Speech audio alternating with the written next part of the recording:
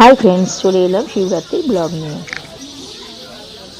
ভোরবেলায় গঙ্গার পাড়ে দৃশ্যটা দেখো, অসাধারণ লাগছে।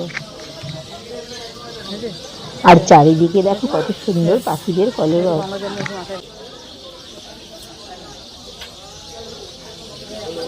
চলো তোমাদের গঙ্গার পাড়ের মন্দিরগুলো ঘুরে দেখাই। এখানে গঙ্গার পাড়ের মন্দিরগুলোতে অনেক রকমের ঠাকুর আছে। ঠাকুরগুলোকে দেখো কত সুন্দর করে সাজানো হয়েছে।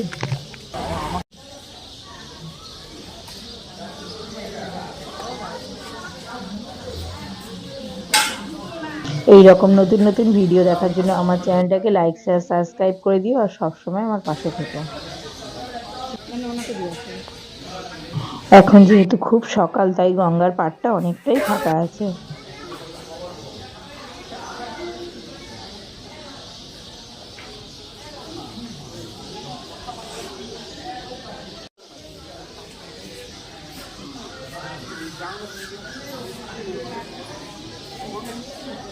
এখানে এলে তোমরা একটা মন্দিরের মধ্যে শিব, পার্বতী, বজরংবলী, লক্ষ্মীনারায়ণ, জগন্নাথ আরো অনেক ঠাকুর দেখতে পাবে।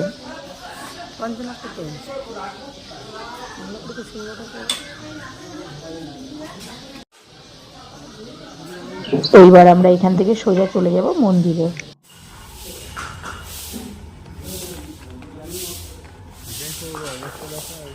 দেখো ফ্রেন্ডস, আমরা চলে এসেছি মন্দিরে। মন্দিরটা দেখো কত সুন্দর করে লাইট দিয়ে সাজানো হয়েছে।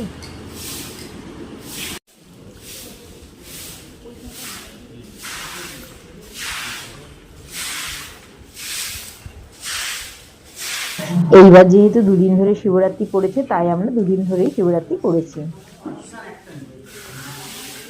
আগের ভিডিওতেই আমি প্রথম দিনে শিবরাত্রিটা তোমাদের সঙ্গে শেয়ার করেছি।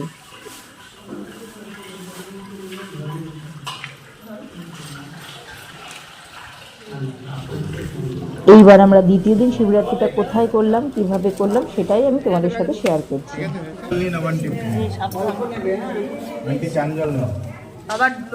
মন্দিরে এসেই আমরা বাবার মাথায় জল ঢেলে এবার একটু নন্দীকে জল ঢেলে নেব। নন্দীর পা দুটো ধুয়ে দাও, পা দুটো ধুয়ে দাও।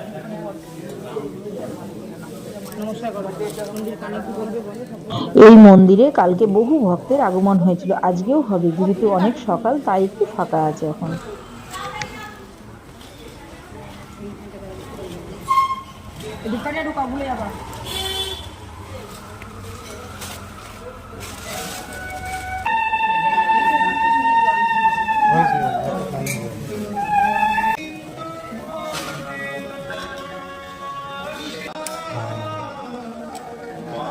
আমাদের জল ঢালা হয়ে গেছে, এইবার একটু ধূপ মোম জ্বালিয়ে আমরা আরতি করে নেব।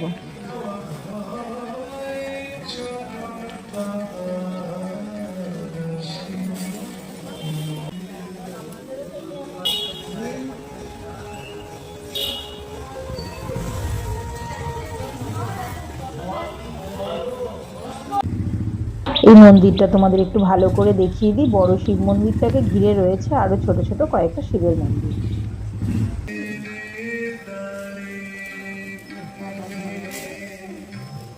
বাই ফ্রেন্ডস, দেখা হচ্ছে পরের ব্লগে।